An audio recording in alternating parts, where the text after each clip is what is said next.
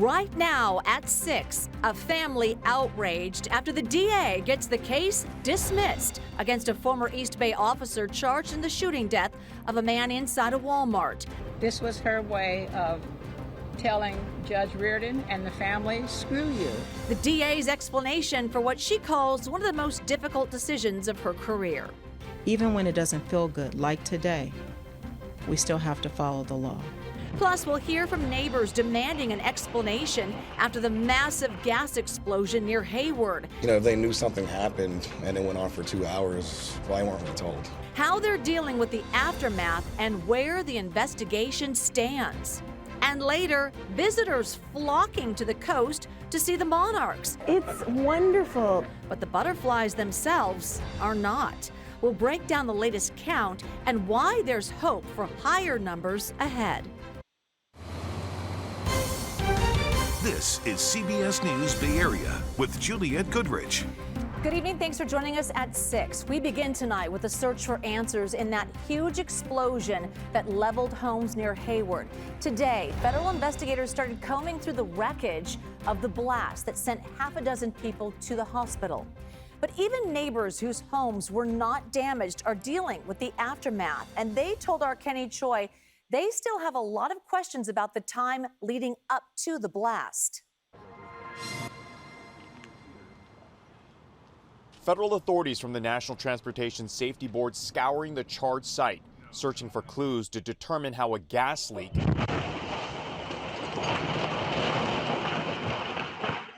led to a massive explosion Thursday morning, injuring 6 people. So yeah, we're really concerned about them because we know them. We've been knowing them for years. PG&E says a third-party contractor damaged an underground gas line at about 7:30 in the morning, 2 hours before the blast. The company says gas was released in multiple locations and its crews stopped the flow of gas about 10 minutes before the explosion. Neighbors say a family of 5 lived inside the home on East Llewellyn Boulevard. My dad just tried calling one of the guys that live in there, which is one of his friends, and it just goes straight to voicemail. I'm pretty sure it's the guy that is in the hospital right now. Authorities say victims suffered burns, respiratory issues, and fractured bones. Christian and Brittany Maldonado and their children spent the night at their home without heat and gas to cook. You're constantly processing, like, what if, because one little thing yesterday could have meant all of our houses went. They're leaving for an inn today and says PG&E told them they could be displaced for at least a week. Many residents still wondering why evacuations weren't initiated sooner. If they, between PG&E, the construction crew, if they knew something happened and it went on for 2 hours, why weren't we told? The company contracted to perform the road construction work is Oakland-based Redgwick Construction. They sent us a statement this afternoon saying that one of their subcontractors inadvertently struck the gas line and that Redgwick crews were working about 2 blocks away. A spokesperson says the incident should never have happened and the company is cooperating with authorities. All right, tonight we're following some major backups happening between Livermore and Brentwood, and this is why. You can see how bad the fog has been in the area. People are having a hard time seeing in front of them, and that led to multiple crashes on Vasco Road. At one point, it was closed in both directions, but has since reopened. One driver says the blind corners on Vasco Road are already hard to deal with, and the fog made it worse. We couldn't see anything, and suddenly the car in front of me, 2-3 cars, they suddenly stopped. And there was no other way for me to move my car towards the hill to save them. So I'm very fortunate. I did not hit anybody. Our chopper was over the huge backup on Morgan Territory Road. And look at that, as drivers were diverted around the crashes. We did learn a Con Fire captain was hit and injured while responding to the crashes. No word on their condition. Meantime, police in El Cerrito are investigating a woman who was hit and killed by a car while crossing the street. Police say the woman was mid-block crossing East Shore Boulevard off Interstate 80 just before 6 in the morning when she was hit by a Subaru Outback. Paramedics arrived shortly after, tried to save the 57-year-old woman, but she died at the scene. Police say the driver involved is fully cooperating with officers. They're asking any witnesses of the crash to come forward. Emotional reaction tonight after a high-profile police shooting case is dismissed in Alameda County. A judge sided with the Alameda County DA, dismissing criminal charges against a former San Leandro police officer. He was charged with manslaughter in the shooting death of a Stephen Taylor inside a Walmart in 2020. The DA says it was a case her office just couldn't prove. But Taylor's family says they are being denied justice. Our Dahl Lynn breaks down the ruling.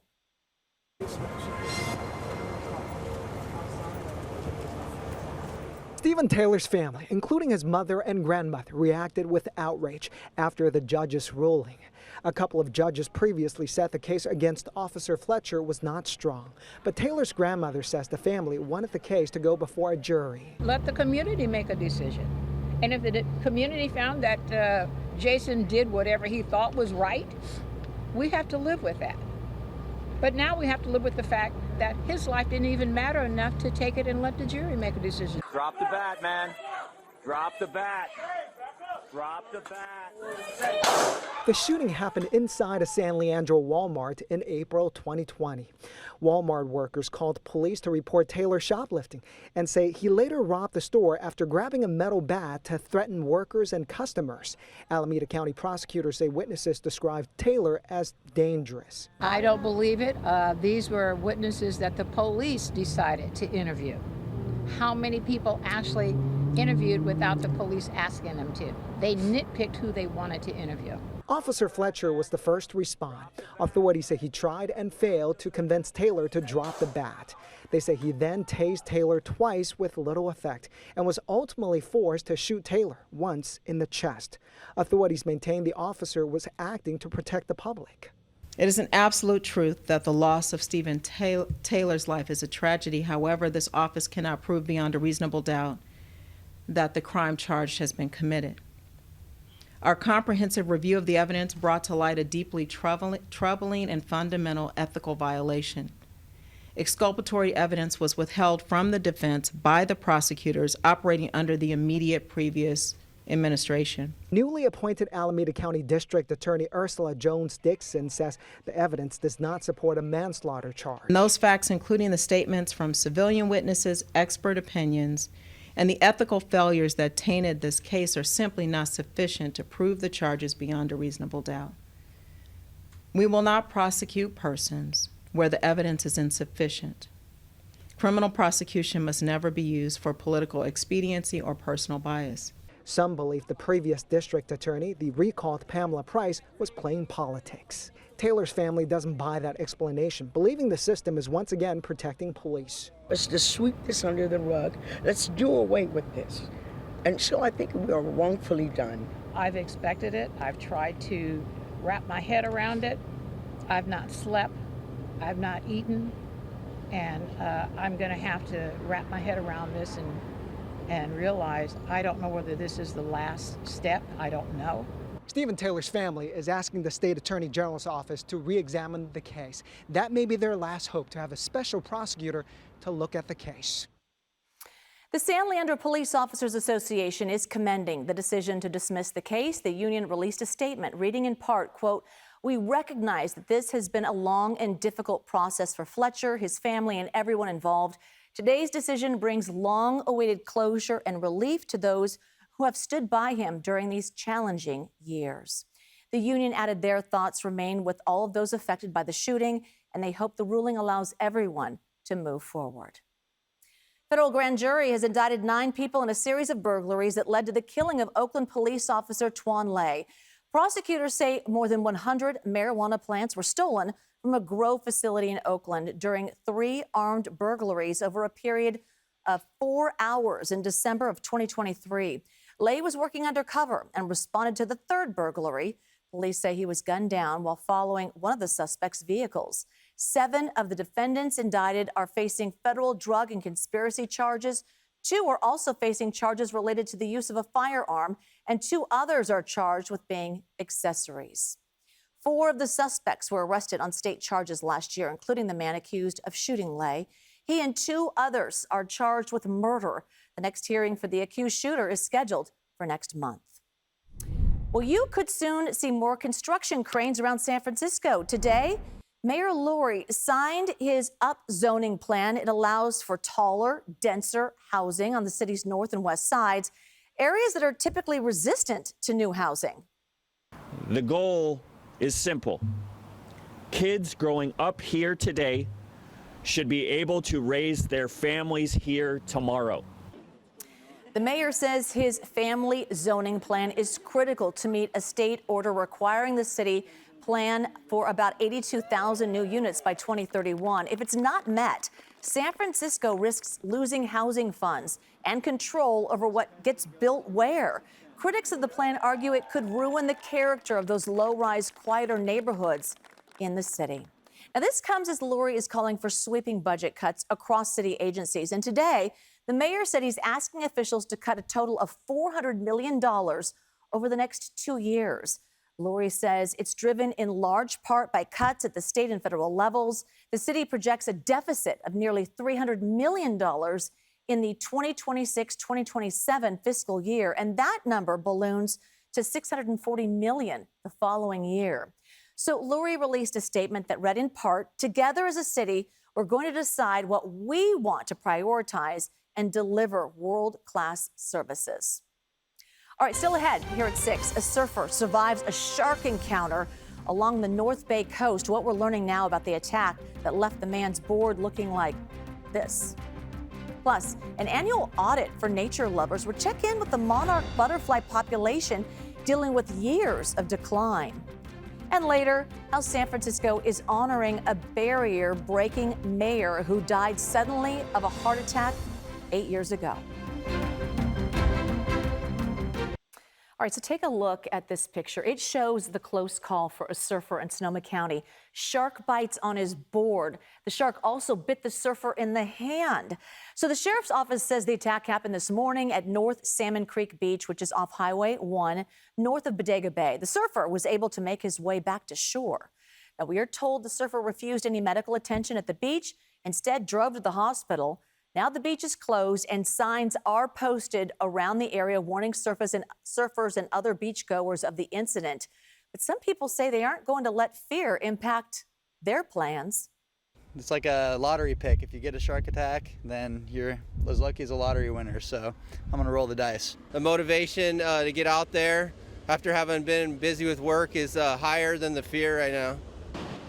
All right, remember what Jesse Cox said there. Salmon Creek Beach is a popular spot for surfers and has a history of shark encounters. This time of year, nature enthusiasts flock to the coast to observe the beautiful monarch butterflies. The only problem, once again, is that there have not been many to see. Brian Hackney dives into the trend. It's another busy day at Natural Bridges State Beach in Santa Cruz, especially for the rangers. My name is Martha Nitzberg. I'm an interpretive ranger, which means I tell the stories about the park and talk to the people. Can you see? Can you see? The people come from around the world to witness the annual return of the monarchs. Look at how beautiful they are. The very outer branch right here. The butterflies return here in greater numbers than anywhere else in California. It's wonderful. People are coming to enjoy nature. We have all kinds of songs that we've made up, Back home where they know you are kings, but they treat you like family.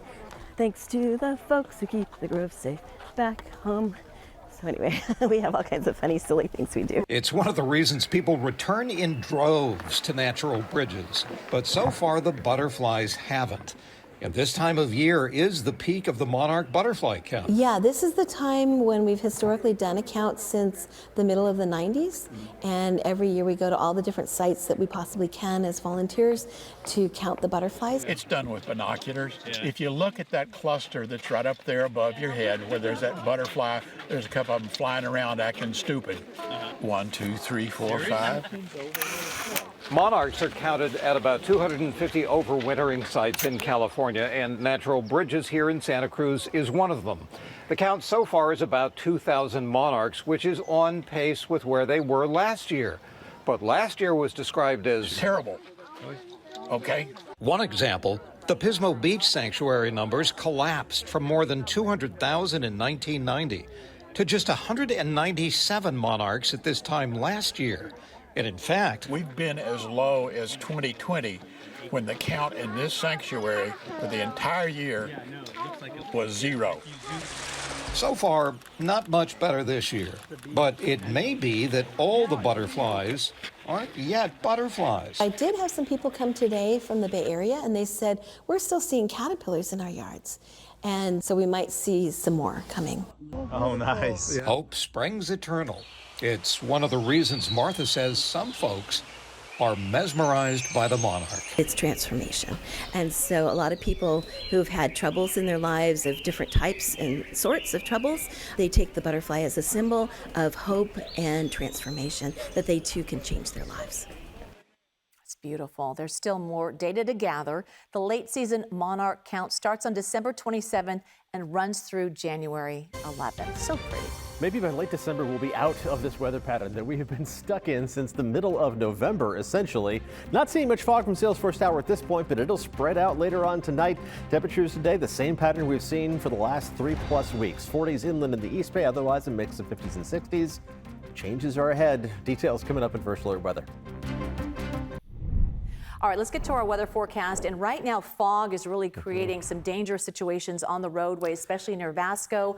So let's address that tonight and how that's going to carry out through the evening. That's always the concern when we have dense fog spreading in from the Central Valley. That Thule fog can reduce visibilities in a hurry. Had an appointment this morning where the person I was talking to said the visibility was down to a matter of feet. And this is going to be a concern for the next several days, where we still have that, again, really stubborn fog through the Central Valley, but enough of it does spill through the cracks in the terrain, especially through the Delta, to make its way into those interior valleys of the East Bay, the Diablo Valley, the Tri-Valley, and then into the valleys of the North Bay as well. This is the trend that will repeat itself again for tomorrow and again on Sunday and likely again on Monday. But then there are some changes a little bit farther down the line as the rain chances will go up. And that should help to improve air quality, which took a minor step in the right direction today. We didn't have as many orange dots on the map, so it's basically moderate air quality across the entire Bay Area.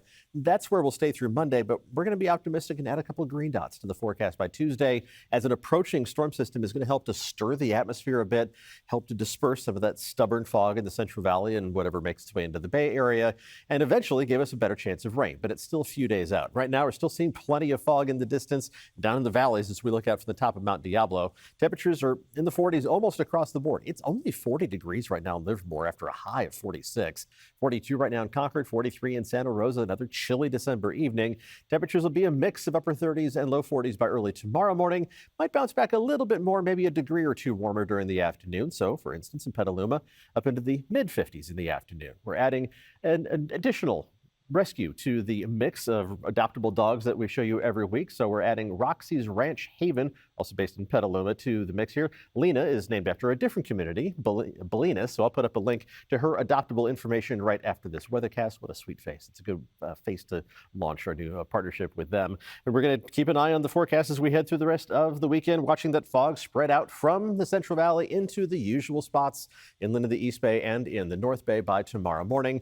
That fog will slowly start to retreat as we head through tomorrow morning into tomorrow afternoon, but hazy sunshine is going to be the best that we see, with temperatures still remaining well below average in those North Bay and East Bay valleys. A mix of 40s and 50s for the East Bay, mostly 50s for the North Bay. In the rest of the Bay Area, it's going to be a mix of upper 50s and low 60s. Those numbers, Bayside and in the Santa Clara Valley, are all very close to what's normal for this time of year, but what we need is one of those storm systems to come in and just change the whole pattern for us.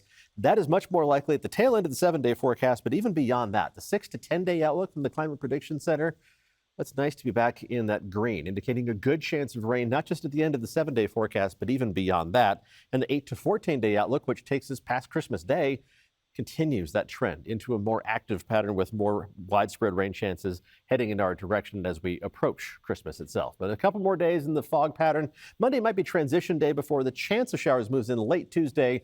The showery days look like they're going to be Wednesday and then Friday of next week. So starting to get a better handle on the timing.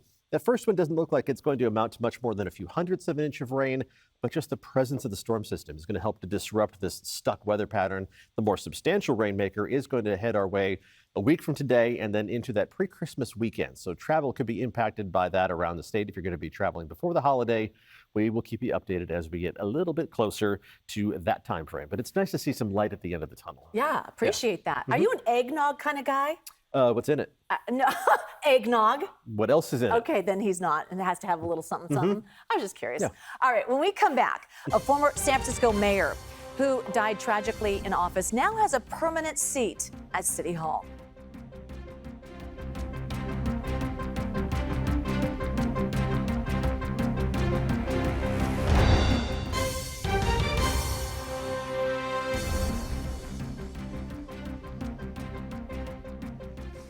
Our Food for Bay Area Families initiative continues this holiday season. If you want to support local food banks with your money or your time, scan the QR code on your screen right now or head to kpix.com/give.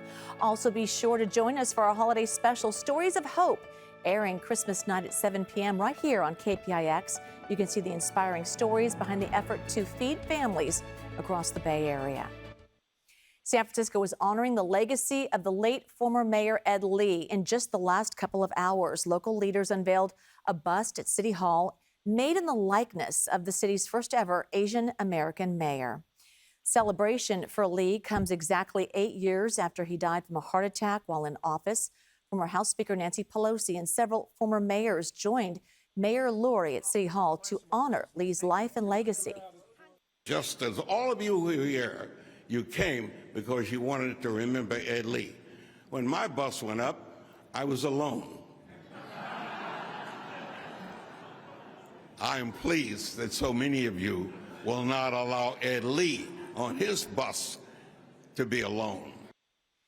It will replace a bust of former Mayor James Phelan, known for pushing racially discriminatory policies more than 100 years ago. CBS Evening News is next on KPIX. Local news continues streaming on our streaming service on CBS News Bay Area. We're back here in 30 minutes with CBS News at 7 o'clock. Local news just for you. We'll see you then.